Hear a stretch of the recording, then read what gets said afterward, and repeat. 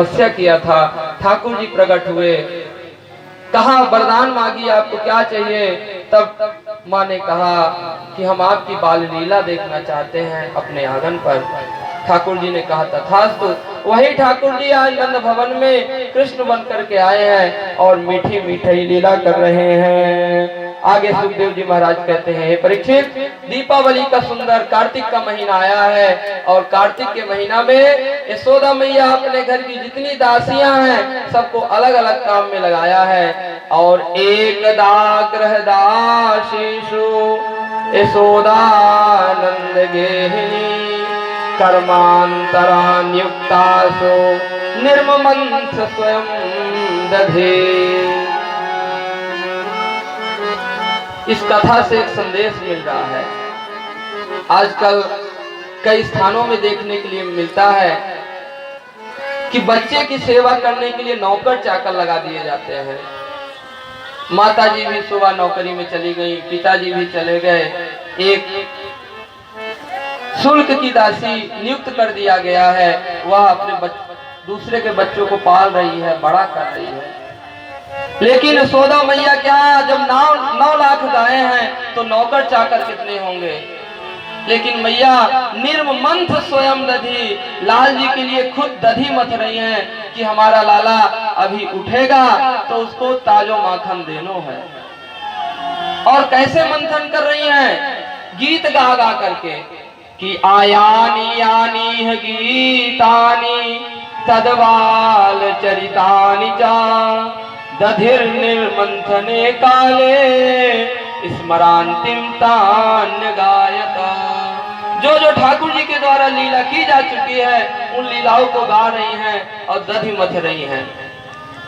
जब व्यक्ति ठाकुर जी की सेवा मनसा वाचा कर्मणा से करता है, मन ठाकुर जी में यशोदा मैया का लगा है कि अभी हमारे लाल जी सो के उठ जाएंगे, कर्म भी ठाकुर जी के लिए किया जा रहा है और वाणी जो वाचा है वो भी ठाकुर जी के गुणों का अनुवाद कर रही है, तब ठाकुर जी जग जाते हैं। जैसे ही उठे मैया की गोद में बैठ गए, मैया जोड़न से भूख लगी, मोको कुछ खिला। ठाकुर जी को मक्खन खिलाया गया है, दुग्ध पान कराया गया है और यशोदा मैया लाल जी को लाड प्यार कर रही थी।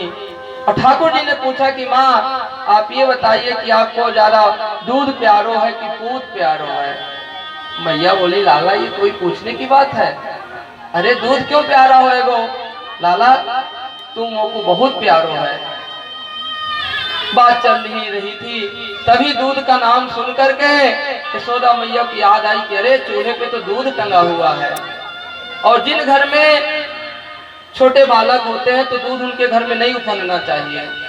मैया लाल जी को जमीन में पटक दी हैं और दौड़ के दूध उतारने के लिए गई हैं। ठाकुर जी को बहुत क्रोध आया है कि अभी अभी हमने पूछा कि माँ तुझे दूध प्यारो है कि पूत प्यारो है, यानी अभी अभी कही ही कि मुझे पूत बहुत प्यारो है। ठाकुर जी बहुत क्रोधित हुए हैं और क्षौमम बासा पृथुकटि तटे बिभ्रति सूत्र नद्धम, ठाकुर जी का ओष्ठ कपने लगा है क्रोध के मारे। ठाकुर जी गए हैं और जो ददिया सास के जमाने की मटकी थी उस मटकी को तोड़ दिया है। मैया जैसे ही दूध उतार के आई, क्या देखे कि मटकी तो टूट चुकी है।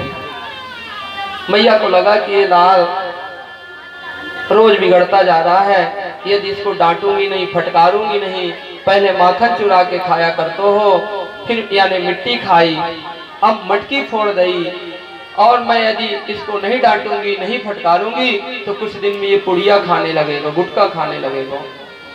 तो मैया लाल जी को ढूंढ रही हैं, लेकिन लाल जी आंगन में जाकर के बंदरों को माखन लुटा रहे थे। मैया ने ठाकुर जी को जैसे ही पकड़ने के लिए दौड़ी हैं, लेकिन ठाकुर जी पकड़ में नहीं आ रहे हैं।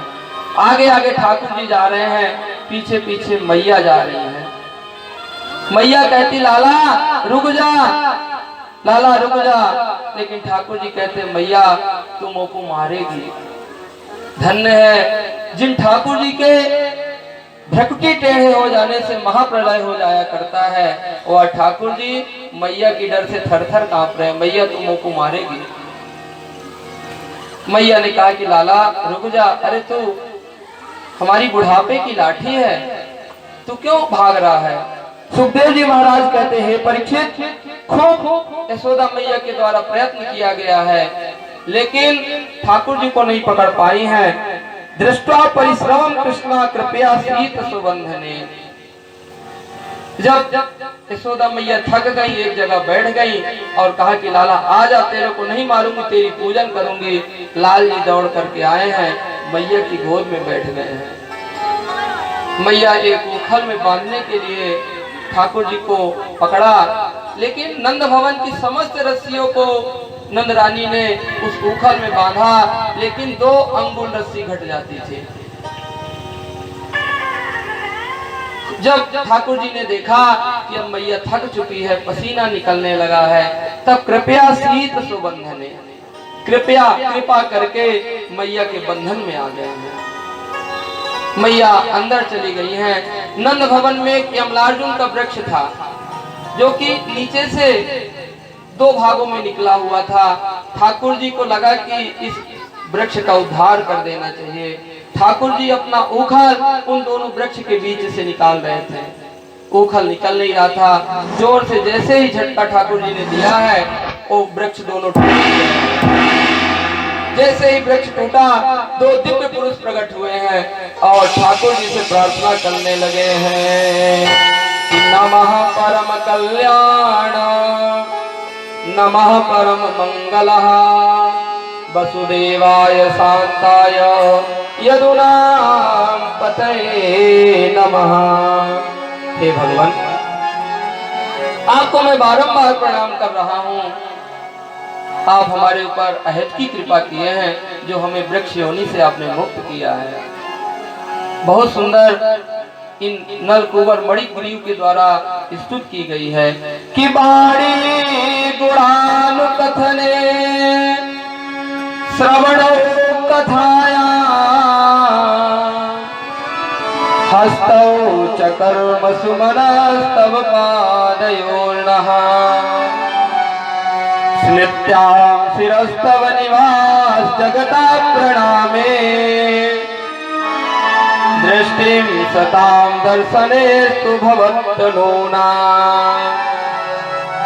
हे भगवान, वास्तव में वाणी वह है जो आपके गुणानुवाद करे। वाणी गुणानुकथने श्रवणो कथायाम, कान वह पवित्र है जो आपकी कथा को सुना करे। गोस्वामी तुलसीदास जी ने कहा है कि जिन हरि कथा सुनी नहीं काना, श्रवण रंध्र अहि भवन समान।